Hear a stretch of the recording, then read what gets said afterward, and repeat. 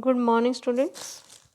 Today we will learn about next topic of ecology unit under population. Topic is the population interactions. कल हमने population का growth किया था. Different equations that we can mathematically design to calculate the exponential growth and the logistic growth.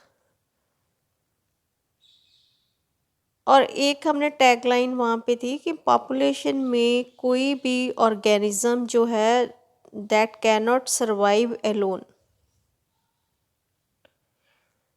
सो जैसे soil microbes हैं, एक plant है, जैसे प्लांट क्या है वो अपना खाना खुद बनाते हैं, लेकिन उनको भी ज़रूरत है बाकी ऑर्गेनिजम्स की. हाउ? सॉइल माइक्रो ऑर्गेनिजम्स हैं, वो क्या करेंगे, जितना भी ऑर्गेनिक मैटर होता है सॉइल के अंदर उसको ब्रेक डाउन करेंगे और ब्रेक डाउन के बाद वो कन्वर्ट हो जाएगा किस में, इनऑर्गेनिक जो मैटर है. ऑर्गेनिक मैटर जो है इनऑर्गेनिक मैटर या इनऑर्गेनिक न्यूट्रिएंट्स में वो है ब्रेक डाउन हो जाएगा, और जो प्लांट्स है वो इनऑर्गेनिक न्यूट्रिएंट्स ही एब्जॉर्ब कर सकते हैं. तो inorganic nutrients that is as a food. और सिर्फ माइक्रो ऑर्गेनिजम्स नहीं है, उनको एनिमल्स भी चाहिए. जैसे मैंने बताया था कि पॉलिनेशन हमने की टाइप्स ऑफ पॉलिनेशन में एक फ्लावर से दूसरे फ्लावर में जो पोलन ग्रेन्स हैं वो अगर ट्रांसफ़र होएंगे तभी जाके क्या बनेगा, फ्रूट बनेगा फ्लावर के अंदर, जो हमने फ्लावरिंग मॉर्फोलॉजी में पढ़ा था. अब इसमें पॉलिनेशन में इंसेक्ट सबसे ज़्यादा रोल किसका है, हनी बी का. हनी बी का रोल है. हनी बी हमें उसको प्लांट्स को चाहिए फर्टिलाइजेशन के लिए, पॉलिनेशन के लिए. एंड हनी बी के अलावा बहुत सारे एनिमल्स हैं, जैसे बर्ड्स हैं, बैट्स हैं, ठीक है. उनको विंड है, सन है, वाटर है, ये सारे जो है एजेंट्स हैं जिनसे कि पॉलिनेशन जो है पॉसिबल है. सो इनकी पॉलिनेशन जो है एनिमल्स की, वो भी प्लांट्स को चाहिए. इसका मतलब इनका प्लांट्स जो है that is also needed for the survival, या एक पॉपुलेशन जो है प्लांट की सर्वाइव करने के लिए. छोटी कम्युनिटीज़ में भी बहुत सारी इंटरेक्टिव लिंकेजेस होती हैं. मतलब इन शॉर्टकट हम कहेंगे कि किसी भी ग्रुप में जब कोई भी पॉपुलेशन एग्जिस्ट कर रही है तो उसमें कुछ एक डिपेंडेंस होती हैं आपस में, जिसको हम बोलते हैं इंटर स्पेसिफिक इंटरेक्शंस. वो जो डिपेंडेंस है वो किस तरह से की होती है, वो आप डिपेंडेंस जो है, जैसे आप एग्जांपल ले लो, क्लास में हो जैसे, तो क्लास में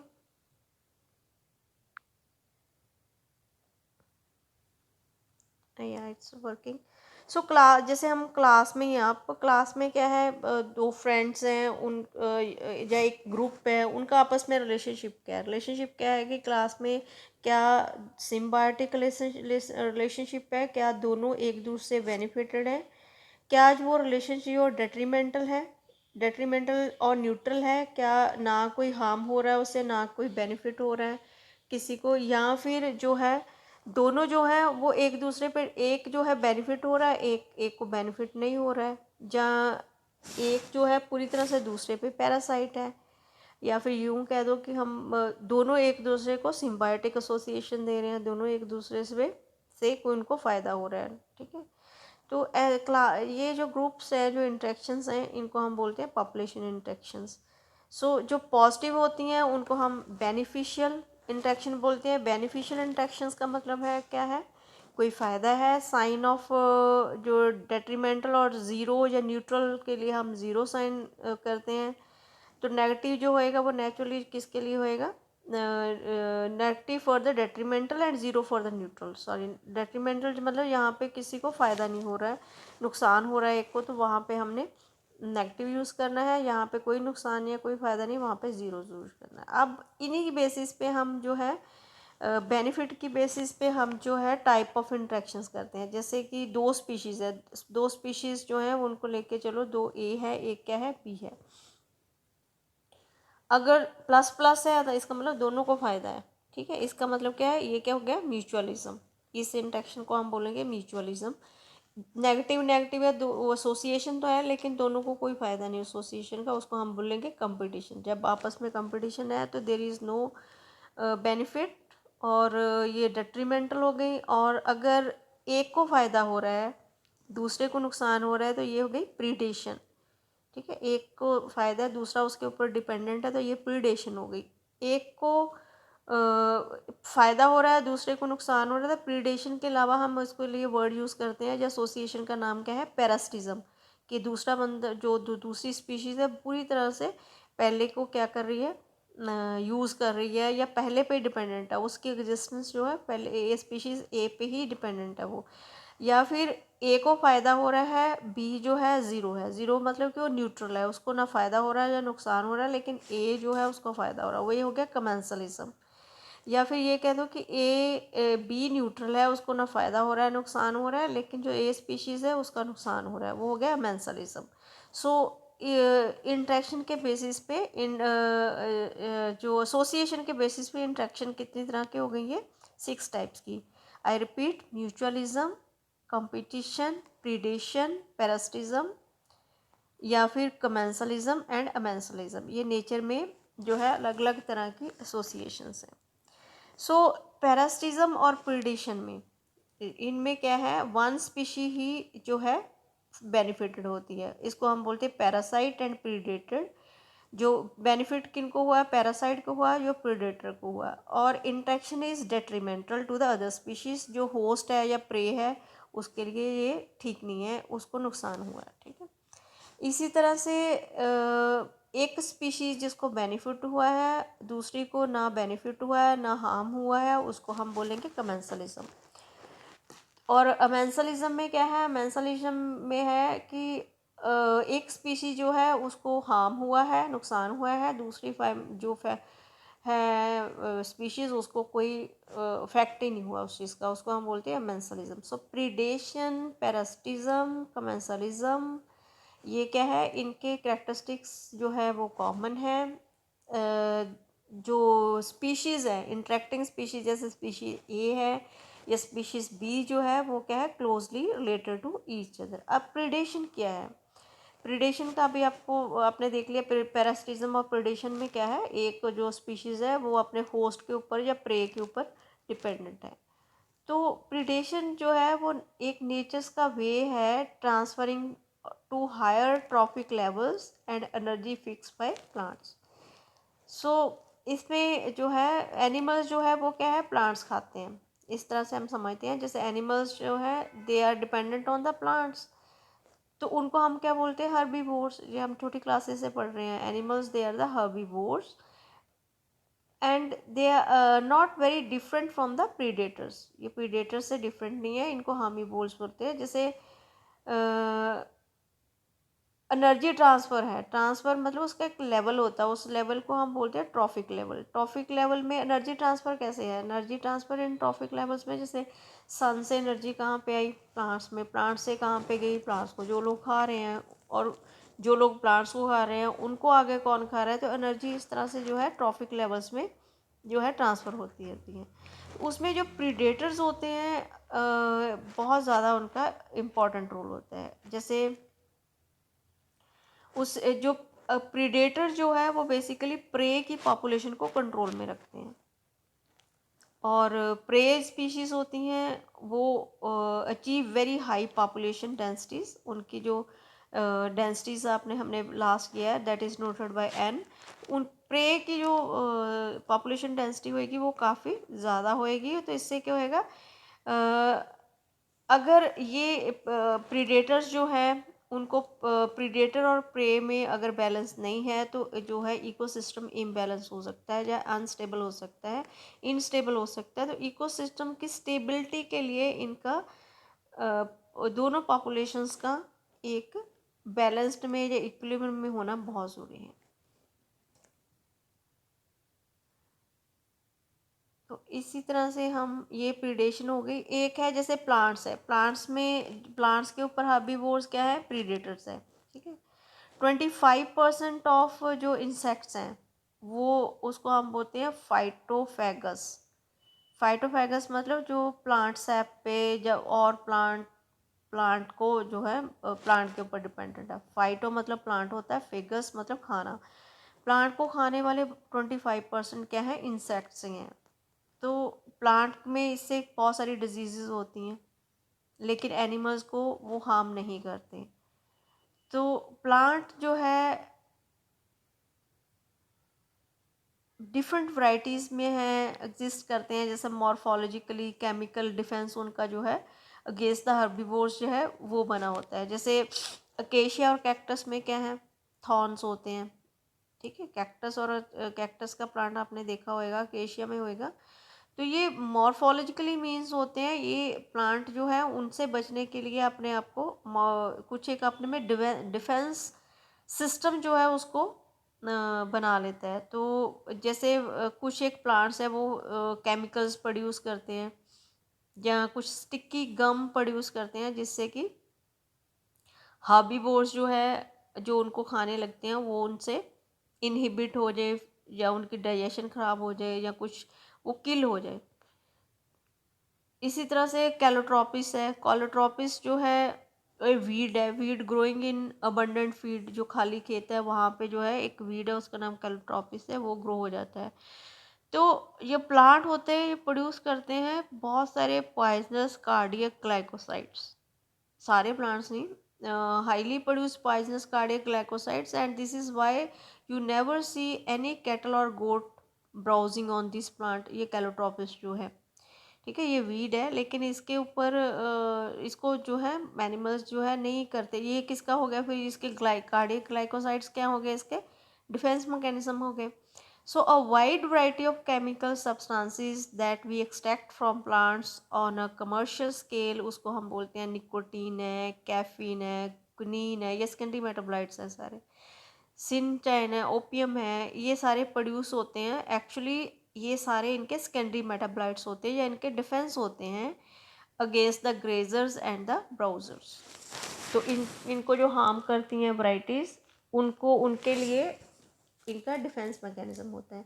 अब इनमें अगर डिफेंस मैकेनिज्म है प्लांट्स में, ठीक है, तो इसका क्या मतलब है, ये सरवाइव कर पाएंगे। अगर डिफेंस मैकेनिज्म स्ट्रॉन्ग है तभी ये क्या है, इनसे कैलोट्रॉपिस से सॉरी इन कोई भी प्रीडेटर स्पीशीज है या प्रे है, उनसे अपने आप को ज़्यादा अच्छी तरह से बचाकर ज़्यादा अच्छी तरह से सर्वाइव कर पाएंगे। तो ये है हमारा प्रीडेशन। कंपटीशन में है, कंपटीशन में होता है कि according to Darwin theory this is the survival of the fittest in nature.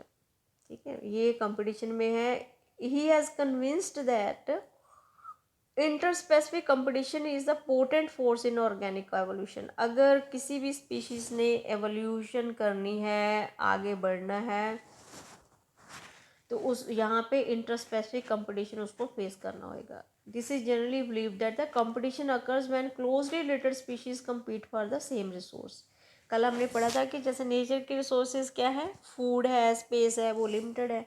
अगर लिमिटेड है तो जो क्लोजली रिलेटेड स्पीशीज़ है वो क्या करेंगी, उनके लिए फ़ाइट करेंगी। अगर फाइट करेंगी दैट इज़ द कंपटीशन, और फाइट में जो जीतेगा that is the survival of that only, because there is a theory that the nature select only the fittest. So this is not entirely true. इनको बाद में जो theories आई हैं after Darwin's में, उसमें कुछ एक चीज़ें ऐसे फैक्टर भी आए हैं जिन्होंने इसको नहीं माना। तो टोटली अनरिलेटेड स्पीशीज है, could not compete for the same resource. जैसे शैलो साउथ अमेरिकन लेक्स में जैसे flaming flamingos and resident flash fishes जो होती है compete for their common food.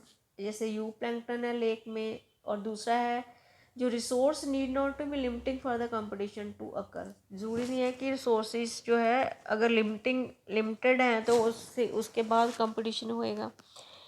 सो इसको हम बोलते हैं interference competition. The feeding efficiency of an species might be reduced due to the interfering and inhibitory presence of the other species, even if resources जैसे food और space are abundant. अगर बहुत सारी उसमें अबंडेंस में है, तब भी जो है ज़रूरी नहीं है कि जो सारी फीडिंग एफिशिएंसी है सारी स्पीशीज़ की सेम हो सकता है उसकी डिज़ायर जो फूड के लिए कम हो.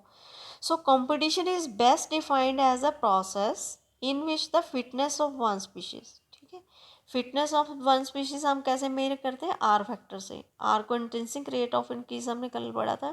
तो आर जो है is significantly lower in the presence of another species. तो एक की अगर ज़्यादा है तो दूसरे की क्या होगी? कंपैरेटिवली लेस होएगी. So it is easy to demonstrate in laboratory experiments. ये हम लेबॉर्ट्री में भी प्रूव कर सकते हैं कि एक्सपेरिमेंटल इकोलॉजिस्ट ने इम्प्रूव कर दिया है कि जो ये कंपटीशन की थ्योरी है या फिर डार्विन की थ्योरी है या इसको कंपटीशन वाली है, इसको बाद में जो है जस्टिफाई नहीं किया गया.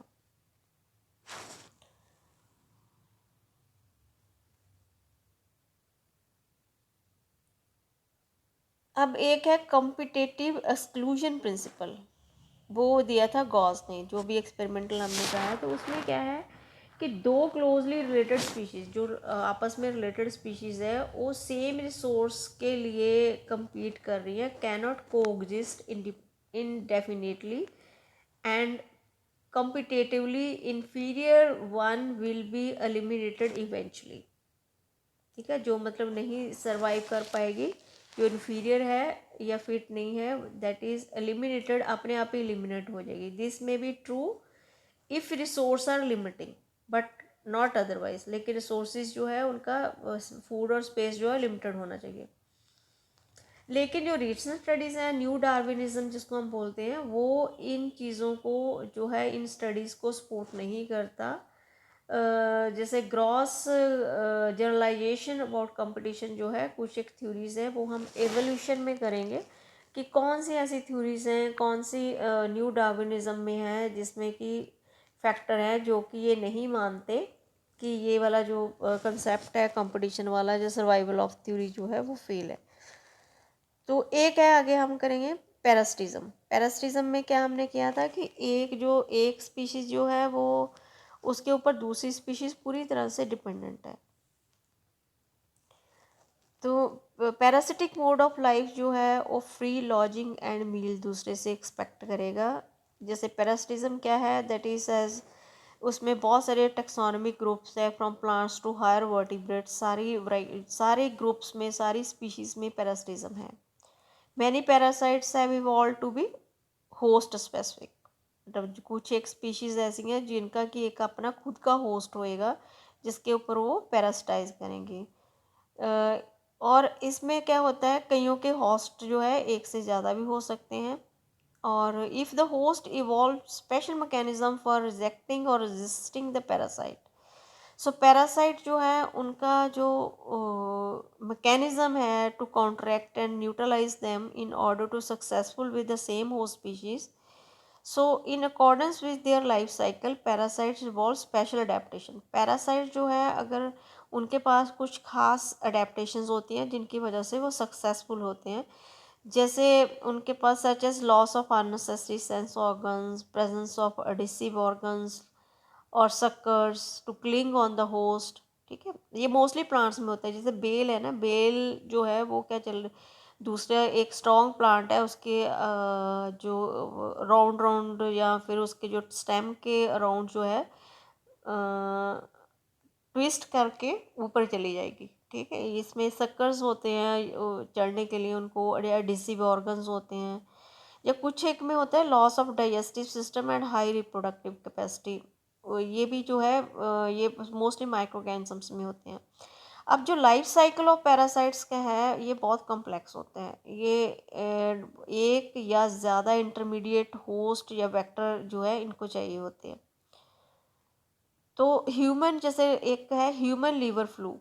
ठीक है, ये एक पैरासाइट है ह्यूमन लीवर फ्लूक. ये क्या करता है, दो इंटरमीडिएट होस्ट लेता है.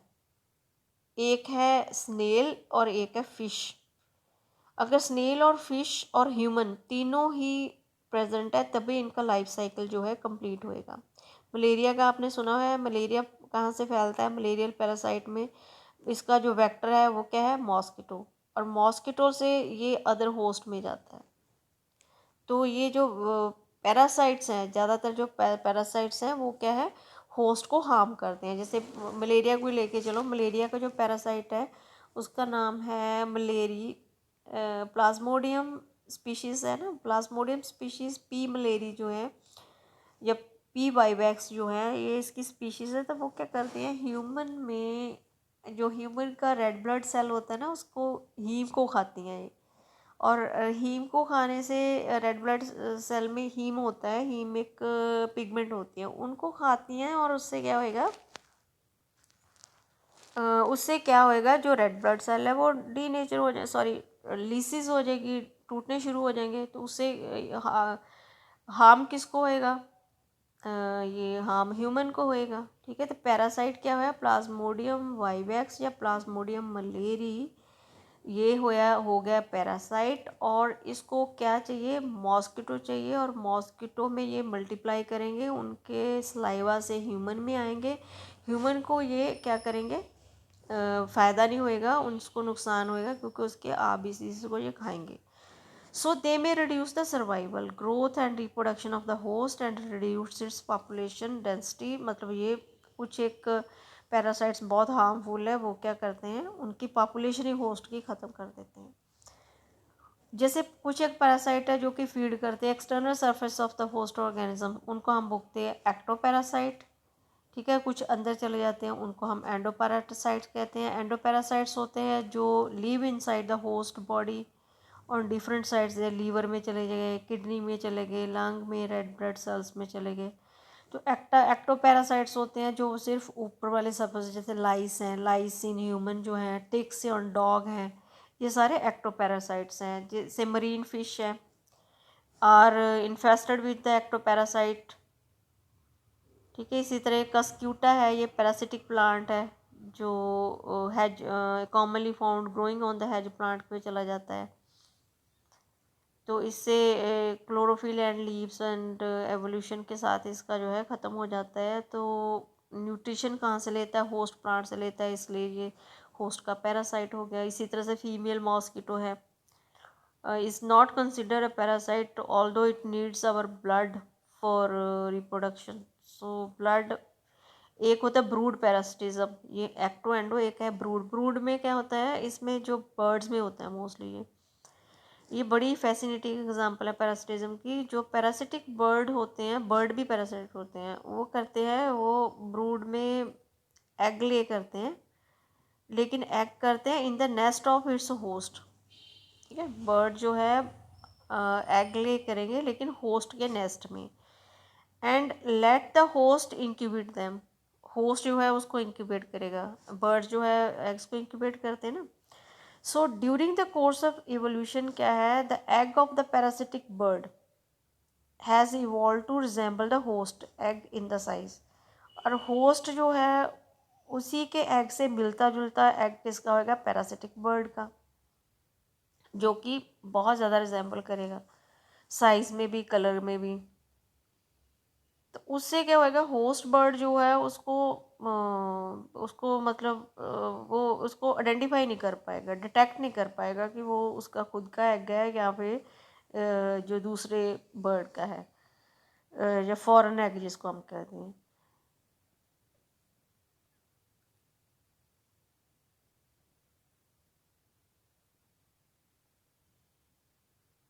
सो follow the movement of the, ये मोस्टली कोयल करती है movement, try to follow the movement of the cuckoo, cuckoo is the koel of and the crow in your neighbourhood park during the breeding season. Breeding season होता है कि spring और summer, spring to summer, and watch brood parasitism in action. ठीक है, तो इससे क्या होएगा कि आपको ये, अगर आप इसकी आपका नेचर को स्टडी करना या कोई हॉबी है, develop hobby to live with the nature, तो you can easily understand what is the brood parasitism.